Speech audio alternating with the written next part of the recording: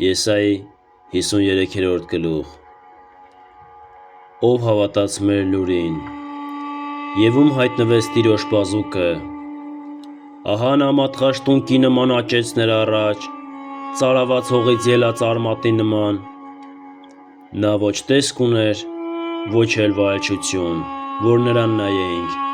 ոչ էլ այնպիսի տեսք, որ ցանկանայինք, անարգված և մարդկանցից մերժված, նա վշտերի մարդ էր ու ցավերի ծանոթ, որպես մեկը, որից երես են դարձնում մարդիկ,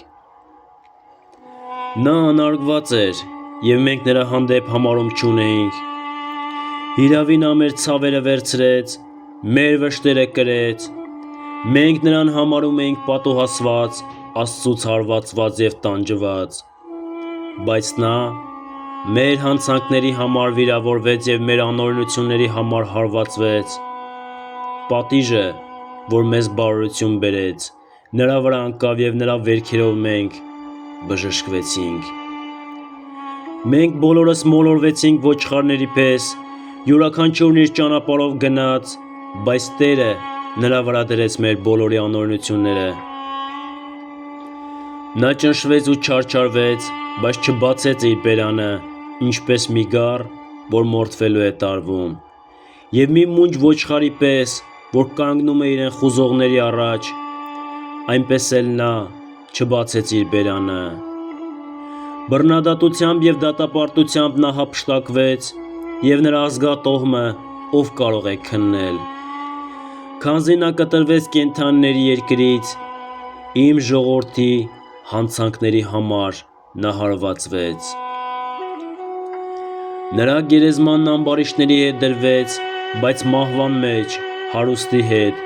թեև նա բռնություն չէր արել, և նրա բերանում խաբեություն չկար, բայց Տիրոջ կամքն էր նրան ճզմել, տառապանք պատճառել, երբ նա իր անձը մեղքի ընծա սերունդ կունենա, կերկարացնի իր օրերը, և Տիրոջ կամքը նրա ձեռքով կհաջողվի, նա իր անձի տառապանքը կտեսնի և կկշտանա իմ արդար ծառան իր գիտությամբ կարդարացնի շատերին և նրանց անօրենություններն ինքը կկրի, ուստի ես նրան մեծերի հետ բաժին կտամ, և նա ավար կբաժանի հզորի հետ,